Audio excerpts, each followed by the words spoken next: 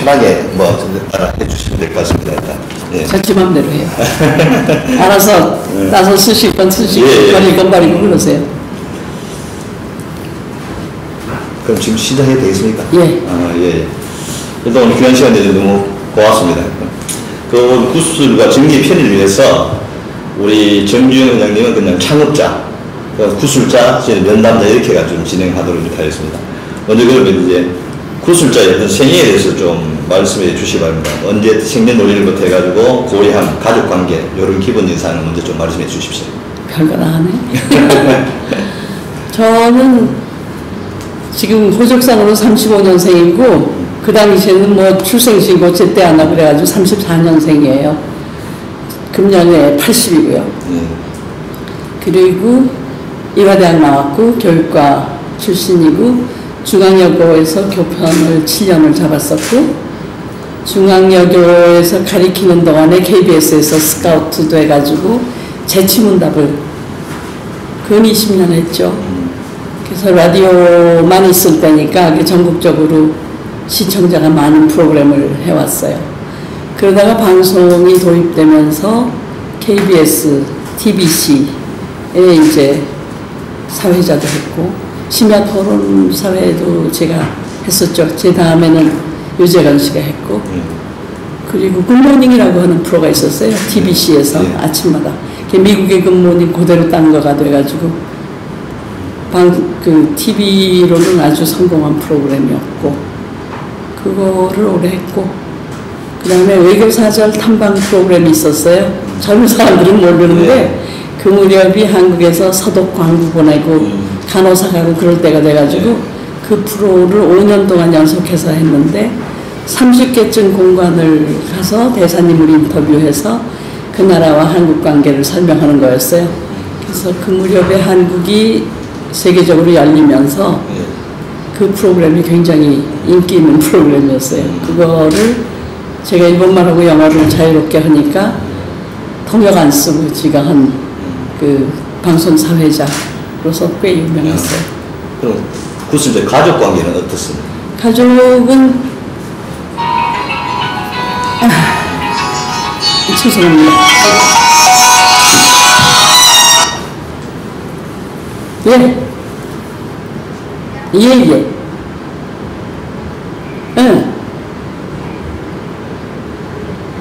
네.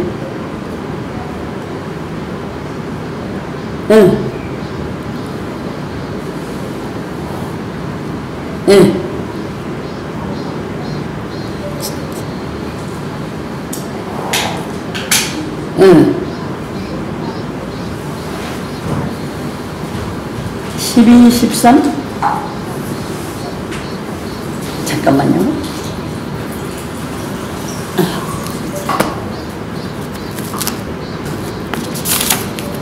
12, 13 다 괜찮아. 그래, 오케이. 일단 내가 회장님 픽업하러 갈 테니까 회장님이 저기서 알려줘.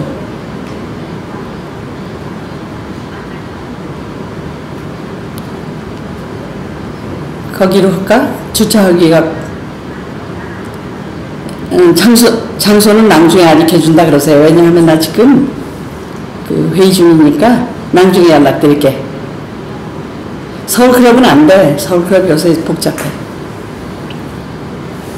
내가 다시 알려드릴 테니까 장소만 빼고 날짜만 정해서 알려주세요.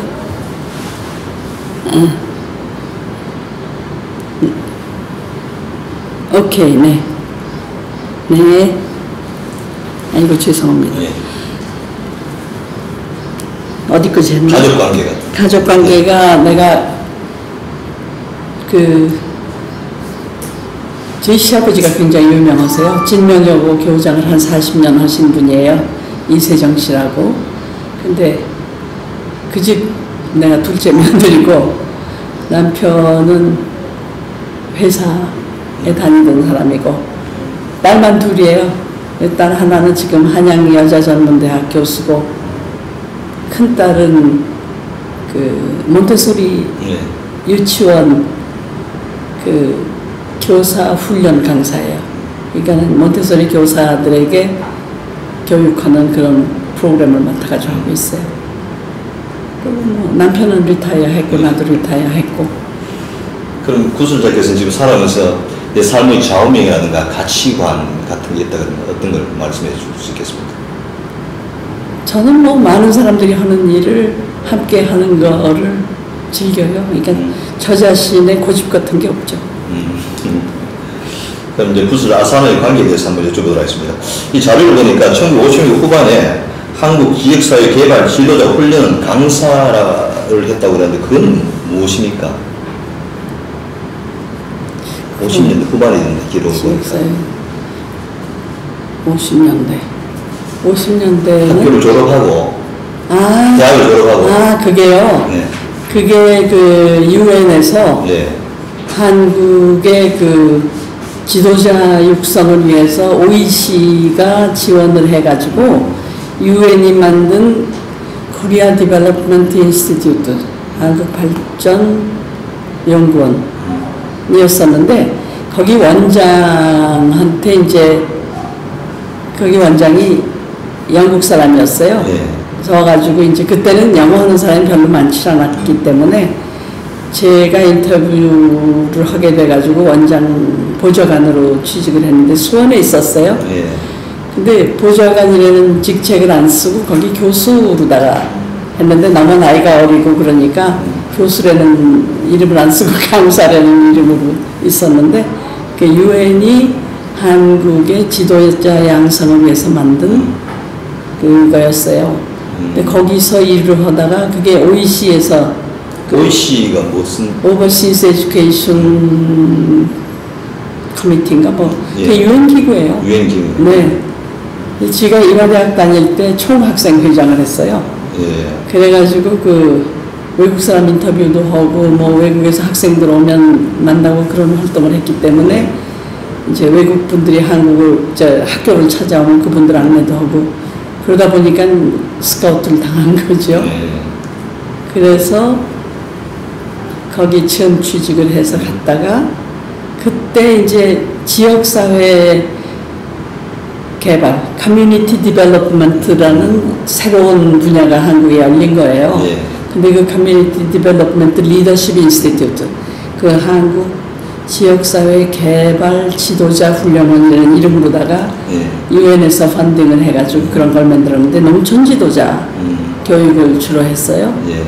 그러고 거기에 이제 그 원장 보좌관으로 있으면서 강의를 하고 그러다가 OEC에서 그 분야 전문가가 없으니까 제가 커뮤니티 디벨롭먼트라고 하는 그 코디네이터로 취직이 됐어요. 예. 그래서 OEC라는 게 Overseas Education Committee인가 하는 데서 한국의 지도자 교육을 위해서 또 농촌에 돈을 내고 제가 직접 했던 일은 가서 보니까 미아리 쪽에 그 시내의 그 판자촌에서 살던 사람들 전부 내쫓았어요. 그래가지고 미아리 쪽에 그 단지를 만들어가지고 OEC에서 집을 지어줬어요.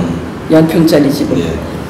그때 그 집 짓는 프로젝트가 제 담당이었어요. 그래서 거기 대지 가서 하고 그 동네 사람들을 만나가지고 어떻게 뭘 지을 거냐 하는 걸 해가지고 OEC에서 세멘트하고 뭐 철근 그런 걸 주고 자기네들이 노동을 해가지고 직접 짓게 하고 그런 프로젝트가 있었어요. 예. 그 일을 했어요. 그게 커뮤니티 디벨롭먼트 프로젝트예요. 예. 그래서 이제 지역사회 개발 프로그램에 참여를 하고 그랬죠.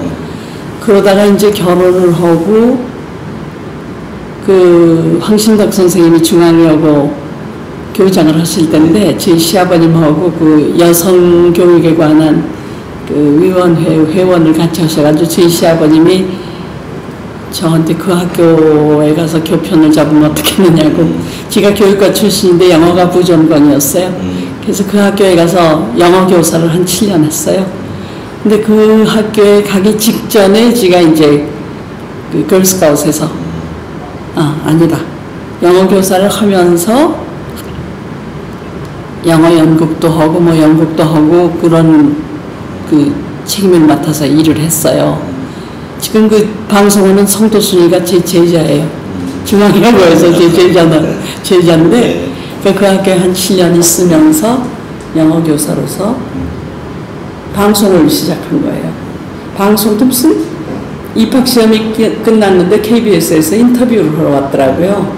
근데 딴 선생들이 전부 도망을 가버려서 지가 마지막에 남아가지고 그때 아마 그 인터뷰 내용이 지원자가 얼마나 있고 뭐 학생들 성향이 어떻고 이런 걸 물어봤던 것 같아요. 그때 대답을 한 게 계기가 돼가지고 재치문답에 스카우트 된 거예요. 예, 그래서 이제 학교 선생하면서 재치문답 패널을 그게 한 20년? 한 15년? 했던 것 같아요. 그게 60년대 말의 얘기입니다. 예. 제가 67년에 미국을 국무선 초청을 받아서 가는데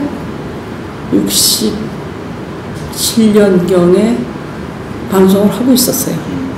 그러니까 60년대 초반에 라디오만 있을 때 방송을 해서 그게 인기 프로였고 그러다 보니까 텔레비전이 시작하면서 텔레비전에서 재치문답을 그대로 갖다가 했어요. 그랬는데 그때 텔레비전이 몇 대 안 됐을 때죠. 그러다가 TBC의 이병철 회장님이 제 프로그램을 즐기신다 그래가지고 그 TBC 시작하면서 TBC의 토크쇼 사회자로 간 거예요. 그러다 보니까 KBS에서 또 그 외교사절 탐방 프로그램을 해서 프리랜서죠.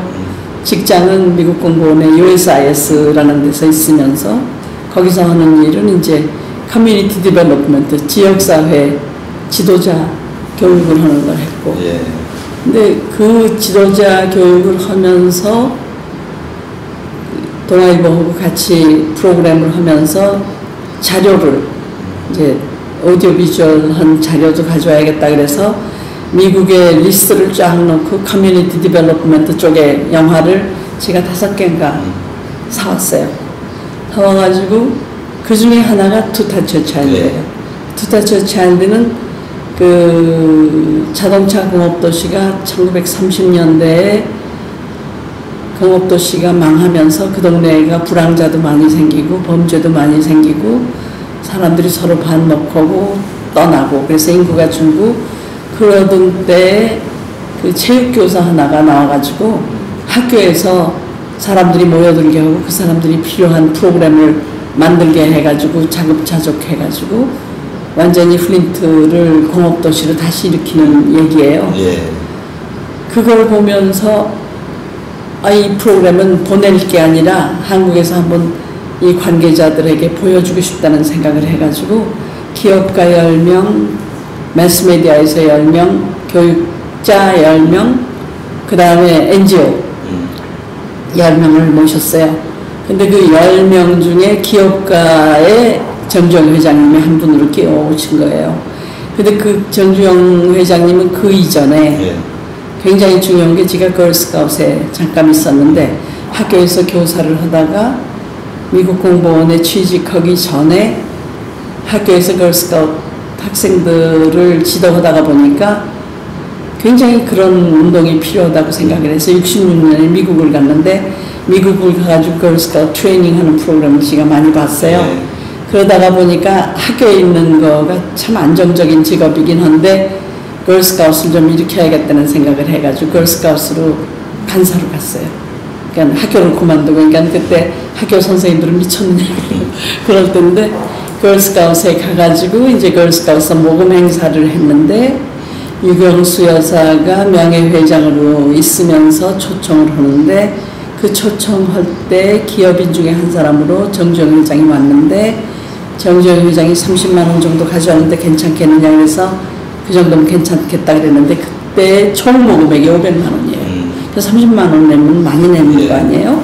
그러니까 박영학 씨하고 정주영 씨가 다른 사람들보다 훨씬 많이 낸 거예요. 그러니까 유교사가 저는 걸스카웃 관계로 이제 그 우리 명예회장이니까 심심한 양반이 전화해서 잠깐 올라오라 그러면 뭐 만나 뵙고 그럴 때예요. 또 방송하면서 인터뷰도 했었고 그러니까 하루는 오라 그러시더니 총 모금액이 500만 원인데 30만 원 낸 사람이 2사람이 있다는 거예요. 이 사람들 내가 기념품이라도 주고 싶은데 뭘 할까 그러고 의논하시더라고요. 그래서 내가 그 양반한테 이 양반들 전부 촌사람들인데 그때 경무대죠. 경무대에서 밥 한 번 먹게 해주시면 어떻겠느냐고 그랬어요. 그랬더니 그것도 좋은 생각이라고. 그래서 그 양반이 두 분을 불렀어요.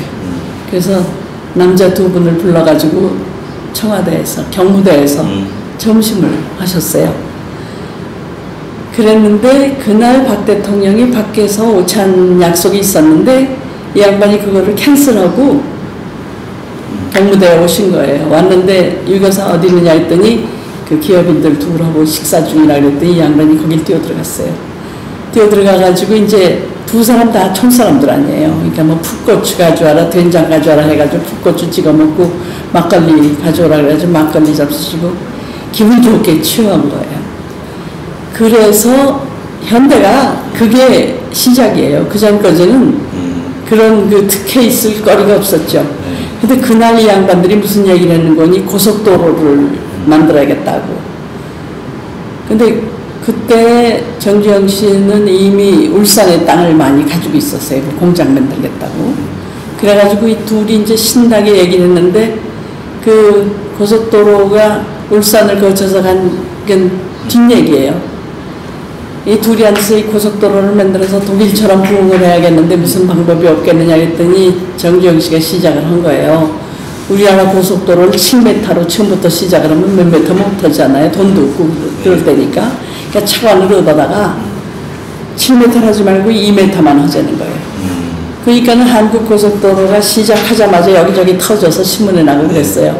근데 그 둘이 묵계가 돈을 들여서 얇게 하면서 계속 터지면은 인건비가 나가면 그게 경제 발전에 도움이 된다 그거예요. 실직자가 얼마든지 있을 테니까. 그래서 그걸 얇게 하고 터질 수밖에 없는 고속도로를 두 분이 묵계하에 시작한 거예요. 그러니까는 외국의 차관을 갖다가 국내 그 기업인들이 하면서 7m짜리 완전한 고속도로를 만든 게 아니라 2m 정도로 해서 차만 지나다닐 수 있는 걸 만들어 놓고 터질 때마다 위에 덮어 씌우면은 7m쯤 할 때는 인건비로 상당한 경제 그 구제가 될 거다. 이래가지고 그 양반들이 그걸 했는데 우리는 그때 지역사회학교 이사회를 만들어가지고 지역사회학교 운동을 막 시작할 때거든요. 그러니까 정주영 회장님이 회장으로 이제 지역사회학교 운동을 시작을 했는데 이 양반이 바쁘니까 지역사회학교 후원의 역사를 보면은 그 이사회를 지역사회 고속도로가 천안까지 되면 천안에 가서 하고 대전까지 가면 대전에 가서 하고 전국을 그 고속도로 역사하고 같이 따라다니면서 했어요. 이사회를. 그때 정주영 회장은 울산에서 자동차를 생산하기 시작한 다음이에요. 근데 자동차가 되기려면 길이 있어야 하니까 이 양반은 결사적이고 박정희 대통령은 길을 만들어야 경제가 유통이 된다는 것 때문에 이 두 분이 뜻이 맞은 거예요. 신문에서 비판을 하거나 말거나 이 두 사람이서 길을 울산으로 해서 부산까지 낸 거예요. 그래서 그 대전으로 해가지고 그 대구를 거쳐가지 못한 이유가 이 두 사람이 울산을 통일하게 만든 것 때문이에요. 이 역사는 정말 희한한 데서 꼬부라지더라고요. 그래가지고 그 당시에 이제 지역사회학교 이사회를 그렇게 했는데 지역사회학교 이사는 그 당시에 내가 기업가 10명, 그 NGO 10명, 교육자 10명, 그 다음에 민간인, 교육자, 언론인, 기업인 그렇게 10명씩을 40명을 불렀어요. 근데 제가 그 영화를 가지고 돌려주기가 싫어서 미국 공보원의 원장이 부원장이 초대했구나. 그때 원장이 어디 가서 없어가지고 부원장이 모턴 스미스라는 미국 사람인데 그 사람이 초청하는 걸로 해가지고 40명을 불렀어요. 근데 그 40명이 다 참석을 했어요. 다 참석을 해가지고 공보원 이제 그 서울 미국 공보원이라는 게 광화문에 지금 그게 그 모통에 있는 건물인데 거기에 서울 미국문화원 센터가 있을 텐데 거기 강당에서 불렀어요. 그래가지고 뷔페로 저녁 준비를 했어요. 그래가지고 40명이 영화를 봤어요.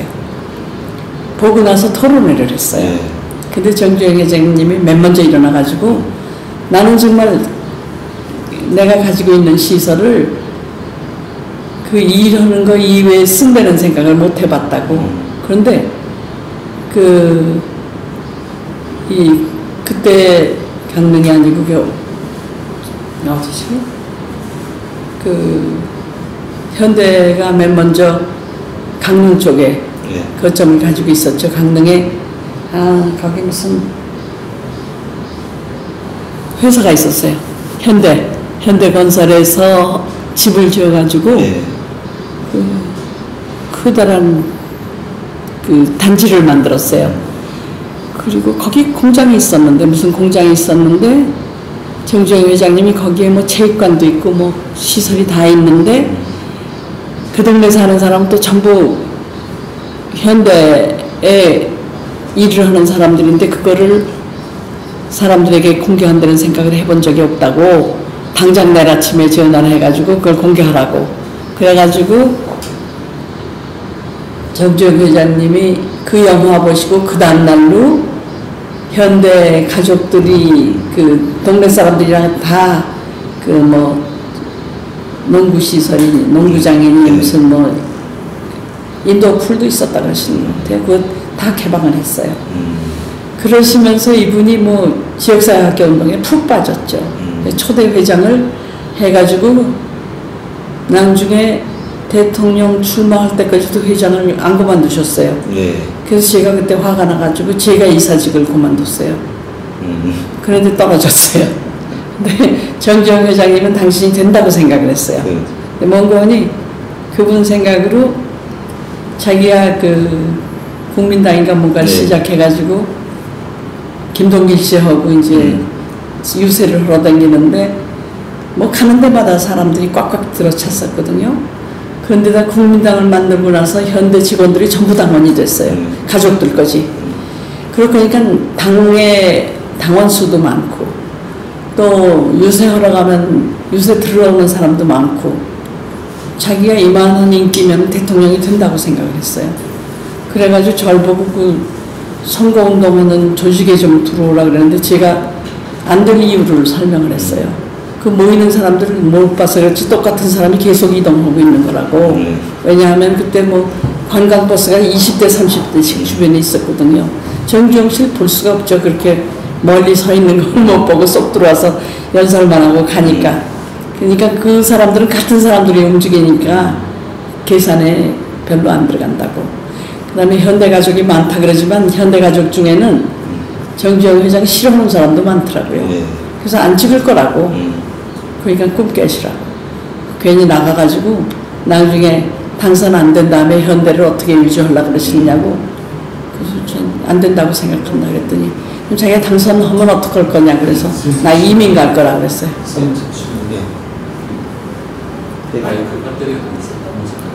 조금 쉬었다. 네. 그래서 저는 정주영 회장이 그야말로 정주영 회장의 성격이 자기 말 안 듣는 사람을 못 견뎌해요.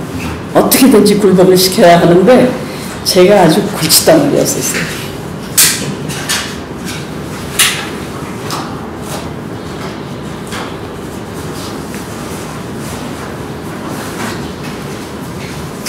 강릉 그쪽에 뭘 시작을 하셨더라고 그때? 강릉에? 응. 강릉이 아마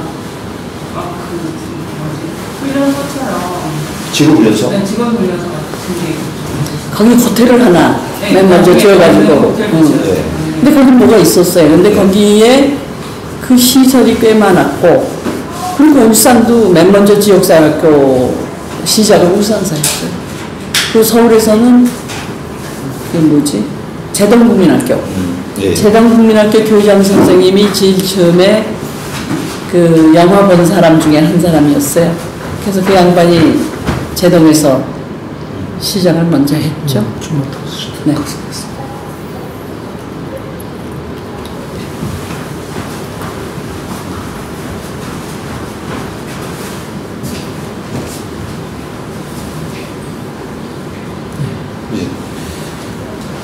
그럼 그게 이제 지역사회 교육협의회를 통해서 이제 우리 그 창업자가 처음 만나게 된 거잖아요, 말씀입니다. 그거 만들기 전이죠. 예, 그러니까 그 영화를 처음 저 제일 처음에 만난 거는 강원도민회에서 만났고, 예. 강원도민회에서 그 장학금을 만들었어요. 근데 장학금을 만들기 위한 모임을 가졌는데 제가 그때 유명한 사회자니까 제가 강원도 화천 출신이었거든요. 예. 제가 정주영 씨보다 훨씬 더 유명했어요, 당시에. 왜 정주영 회장이 미국과의 연결을 많이 원했었어요, 그 무렵에. 자그마한 건설회사 사장이었으니까. 예.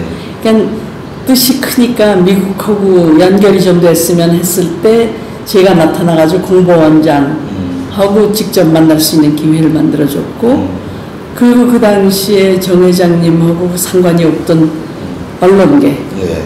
또 민간단체, 그리고 기업계 쪽 사람들도 정 회장님이 그 건설업계밖에 모를 때인데 다른 관련 업체들하고도 만날 수 있는 기회가 됐죠.